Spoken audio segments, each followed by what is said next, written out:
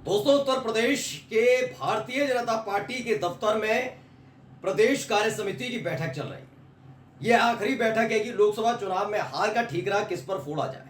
लगातार अलग अलग तर्क दिए जा रहे हैं। उससे पहले याद करिएगा, मैंने और मेरे चैनल न्यूज सर्किल ने आपको पहले ही बता दिया कि कैसे भारतीय जनता पार्टी के जो विधायक हैं जौनपुर से, बदलापुर से, रमेश मिश्रा, उन्होंने साफ साफ बता दिया कि मोदी शाह को अब जरूरत है कि वो उत्तर प्रदेश में दखल दें। यानी योगी आदित्यनाथ की जरूरत अब उनके विधायकों को नहीं है, खासकर जो ब्राह्मण विधायक हैं, पिछड़े विधायक हैं उनको। उसके बाद आते हैं मोती सिंह, जो पूर्व मंत्री थे।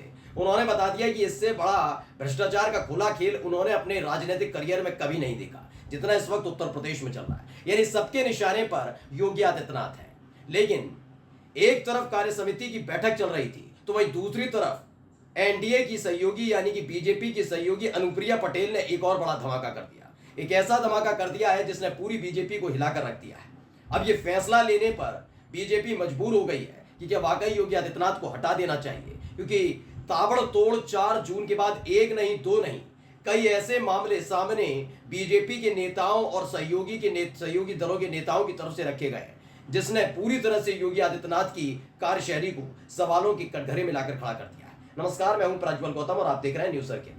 मैं आपको अब भी कह रहा हूं कि आप देख लीजिएगा, थोड़ा वक्त लग सकता है, लेकिन यह बात सही है कि अनुप्रिया पटेल जल्द ही समाजवादी पार्टी के साथ गठबंधन करेंगी, क्योंकि बीजेपी में बड़ी जबरदस्त बगावत चल रही है। इस समय बीजेपी एक ऐसी छुआछूत हो गई है कि जो उसके साथ खड़ा होगा उसे हार से अपना खामियाजा भुगतना पड़ेगा। ये बात अनुप्रिया पटेल समझ गई है, ये बात ओम प्रकाश राजभर समझ गए हैं, ये बात समझ गई है निषाद पार्टी, और यही बात भारतीय जनता पार्टी के तमाम नेता समझ गए। इसलिए डंके की चोट पर कह रहे हैं कि इस बार सरकार बनना बड़ा मुश्किल है। सरकार बनेगी समाजवादी पार्टी की, मुख्यमंत्री बनेंगे अखिलेश यादव, यही बीजेपी के विधायक कह रहे हैं, जो मैं दिखा चुका हूं। लेकिन आज मैं अनुप्रिया पटेल का वो धमाका दिखाने जा रहा हूं। पहले खबर पढ़िए क्या लिखा है।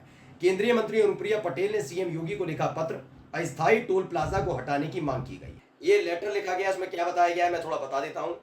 केंद्रीय राज्य मंत्री अनुप्रिया पटेल ने सीएम योगी को पत्र लिखकर अस्थायी टोल प्लाजा को हटाने की मांग की है। पत्र में कहा गया कि फास्ट ट्रैक के बिना टोल प्लाजा पर आम जनता से टोल टैक्स लिया जा रहा है। 22 किलोमीटर क्षेत्र में दो टोल प्लाजा से आम जनता को भारी परेशानी हो रही है। वाराणसी शक्तिनगर राजमार्ग स्थित अरोरा और नारायणपुर पर 2 टोल प्लाजा लगे हैं। अनुप्रिया पटेल ने एक टोल प्लाजा हटाने की मांग रखी है। वैसे ये मांग और भी तरीके से रखी जा सकती थी, ये बात आप मुख्यमंत्री से मुलाकात करके कर सकते थे। लेकिन आजकल हो क्या रहा है कि अनुप्रिया पटेल मुलाकात कम कर रही हैं, वो सीधे सीधे लेटर लिखती हैं और उसे वायरल करवा देती हैं, जिससे ये पता लगे कि योगी आदित्यनाथ, जिनके गुणगान पिछले 7 साल में न केवल बीजेपी ने बल्कि बीजेपी के सहयोगी दलों ने गाए थे, उनके ऊपर कितना बड़ा टेंट है। आपको याद है कि अनुप्रिया पटेल ने एक मुलाकात नहीं की थी, बाकी डायरेक्ट लेटर लिख दिया था, जिसमें उन्होंने कहा था कि आरक्षण ली जाती है ये सरकार, किस किस का, पिछड़ों का, दलितों का, आदिवासियों का। उसके बाद भी नहीं मानी थी। एक कार्यक्रम के दौरान स्पष्ट तौर पर कहा कि जब मैंने ये बात कही उस पर भी अभी तक कोई एक्शन नहीं हुआ। यानी कि अनुप्रिया पटेल का कहना है कि योगी सरकार कोई काम नहीं कर रही, उल्टा पिछड़ों का, दलितों का और आदिवासियों का इस सरकार में शोषण हो रहा है। अब ये नया एक मसला उठा दिया है। मैं कह रहा हूं ना, एक तरफ बैठक चल रही है, उस बैठक में लगातार योगी आदित्यनाथ पर ही निशाना साधा। डायरेक्ट कोई नहीं कह रहा, लेकिन ये बताया जा रहा है कि सरकार ने बीजेपी का सहयोग नहीं दिया। वो भी खबर आपको दिखाऊंगा, लेकिन उससे पहले ये खबर बहुत जरूरी है। पत्र में अनुप्रिया पटेल ने लिखा, संसदीय क्षेत्र में भ्रमण के दौरान जनता की ओर से यह मामला संज्ञान में लाया गया है कि वाराणसी शक्तिनगर राजमार्ग अरोरा वनस्थली महाविद्यालय के पास अस्थायी टोल प्लाजा बनाया गया। क्षेत्रीय लोगों का कहना है कि वाराणसी शक्तिनगर मार्ग को 4 लेन बनाते समय टोल प्लाजा को बनाने का उल्लेख नहीं किया गया था। कुछ ही किलोमीटर की दूरी पर एक और टोल प्लाजा होने के बावजूद भी भ्रामक सूचना देकर इस अस्थायी टोल प्लाजा का अतिरिक्त निर्माण कर टोल से गुजरने वाले वाहनों से वसूली जनहित में बिल्कुल उचित नहीं है, ये अनुप्रिया पटेल ने कहा है। अब आप कहेंगे अनुप्रिया पटेल अचानक से इनको क्या हो गया कि ये बीजेपी के नेताओं पर, योगी आदित्यनाथ पर निशाना साध रही हैं। तो अब मैं आपको समझा देता हूं उन्होंने क्या जा रहा है। दरअसल उत्तर प्रदेश में 10 विधानसभा सीटों पर उपचुनाव होने जा रहा है। वैसे तो देखा जाए कि 9 सीटों पर जो विधायक थे वो सांसद बने, इसलिए खाली हुई सिर्फ कानपुर की एक सीसामऊ सीट है, जहां पर समाजवादी पार्टी के विधायक इरफान सोलंकी को एक मामले में दोषी करार दिया गया और उनकी विधानसभा की सदस्यता निलंबित हो गई, खत्म हो गई, इसलिए वो भी खाली होगी। नहीं, 10 विधानसभा सीटों पर उपचुनाव होगा। ऐसे में एक सीट है आरएलडी की, 2 सीट है निषाद पार्टी की।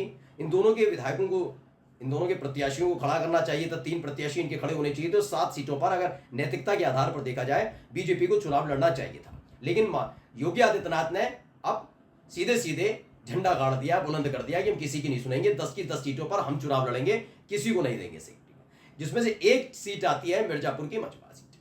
ये जो मिर्जापुर की सीट है ये आती है अनुप्रिया पटेल के इलाके वाली। अब अनुप्रिया पटेल को पूरी उम्मीद थी कि जिस तरह के हालात ताज़ा बने हुए हैं, जहां एक तरफ केंद्र में मोदी और शाह दोनों कमजोर हुए, तो वहीं उत्तर प्रदेश में भी योगी आदित्यनाथ की ताकत में कमी आई है। विधानसभा के स्तर पर ना ही हुई, लेकिन लोकसभा में अच्छा परफॉर्मेंस ना होना भी एक मुख्यमंत्री के लिए दुख की बात है और उनके परफॉर्मेंस पर असर पड़ता है।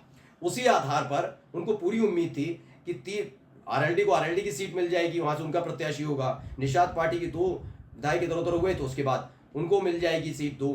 एक सीट जो मिर्जापुर वाली है खासकर अपना दल एस के खाते में चली जाएगी। लेकिन योगी आदित्यनाथ की तरफ से या बीजेपी की तरफ से इशारा कर दिया गया है कि इस बार सहयोगी दलों को एक भी सीट नहीं दी जाएगी, अकेले अपने दम पर उपचुनाव बीजेपी लड़ेगी। इसको लेकर नाराजगी अनुप्रिया पटेल में देखने को मिल रही है कि एक तो कमजोर हुए आप, उसके बावजूद आप वही तेवर दिखा रहे हैं जो पिछले 10 साल से दिखाते रहे। इसीलिए वो ताबड़तोड़ तरीके से, पहले कहा जा रहा था कि मोदी शाह के इशारे पर लगातार वो निशाना साध रही हैं योगी आदित्यनाथ पर, लेकिन ऐसा नहीं है। पिछले कुछ 3 घटनाएं एक साथ घटी हैं। पहला एक चिट्ठी लिखना आरक्षण को लेकर, दूसरा मोदी शाह के जो करीबी हैं बीएल संतोष आते हैं उत्तर प्रदेश, योगी आदित्यनाथ के साथ मुलाकात करते हैं, एक बैठक बुलाई जाती है एनडीए की, लेकिन आशीष पटेल जो योगी कैबिनेट में मंत्री हैं, अनुप्रिया पटेल के पति हैं, और खुद अनुप्रिया पटेल जो मोदी सरकार में मंत्री हैं, दोनों उस बैठक में नहीं पहुंचते। यानी मोदी शाह के खिलाफ भी अदावत अनुप्रिया पटेल की तरफ से कर दी गई है, क्योंकि उनको अपनी राजनीति करनी है और जो अपना दल की राजनीति है दरअसल वो पिछड़ों के इर्द गिर्द घूमती है, उसी समुदाय के इर्द गिर्द घूमती है। जो उनके पिता ने पार्टी खड़ी की थी वो उसी के इर्द गिर्द घूमती है अपना दल एस। ऐसे में वो किसी भी कीमत पर पिछड़ों को लेकर जो माहौल अखिलेश यादव की तरफ से बनाया गया, जो मुद्दे अखिलेश यादव की तरफ से उठाए गए, वो कारगर साबित हुए। इसीलिए बीजेपी हारी भी। मिर्जापुर से सोचिए मात्र 37,000 वोटों से जीत पाई अनुप्रिया पटेल। वो समझ गई है बीजेपी का इफेक्ट था, बीजेपी की वजह से, बीजेपी के सहयोगी होने की वजह से हारते हारते बची है। इसलिए अब वो रिस्क नहीं लेना चाहती, बल्कि वो चाहती हैं कि अब उनका प्रतिनिधित्व, उनकी पार्टी का प्रतिनिधित्व बढ़े। इसलिए जो 10 सीटें खाली हुई हैं, जबकि मिर्जापुर की मजबा जिस सीट का मैं जिक्र कर रहा हूं वहां से बीजेपी के विधायक थे वो हुए थे, लेकिन फिर भी वो चाहती है वो सीट उनको मिले। कह नहीं रही है, लेकिन संकेत यही है। देखिए यही खबर ईटीवी ने भी छापी और कह रखा केंद्रीय मंत्री अनुप्रिया पटेल ने सीएम योगी को लिखा एक और पत्र, अब टोल प्लाजा में हो रही वसूली पर उठाए सवाल। यानी पूरी तरह से छवि दागदार करने की कोशिश की जा रही है। अब ये मोदी शाह के इशारे पर हो रहा है या फिर एनडीए से मन भर चुका अनुप्रिया पटेल का, क्योंकि भाई राजनीति तो सबको करनी है और पार्टी की आधारित राजनीति को, निर्दलीय तो है नहीं है अनुप्रिया पटेल, इसलिए अपनी पार्टी को भी संभालना होगा। तो कुल मिलाकर जो एक हवा चल रही है उत्तर प्रदेश में वो अखिलेश यादव के नाम की इस वक्त चल रही है, जिसे देखकर उनके अपने सहयोगी यानी एनडीए की जो सहयोगी हैं वो सारे के सारे काम करें कि अगर यही वक्त है कि अगर हमारी जो राजनीति इधर उधर घूमती है, पिछड़ों की राजनीति जो इधर उधर घूमती है, हमारी पार्टी की राजनीति जो इधर उधर घूमती है पिछड़ों के इर्द गिर्द, दलितों के इर्द गिर्द, अगर दलित वोटर्स और पिछड़े वोटर्स ही हमसे छिटक कर समाजवादी पार्टी के साथ चले जाएंगे तो वजूद हमारा बचेगा नहीं। ऐसे माना जा रहा है कि अखिलेश यादव की ताकत बढ़ने जा रही है और जो गठबंधन है समाजवादी पार्टी का उत्तर प्रदेश के अंदर वो बढ़ने जा रहा है। नमस्कार।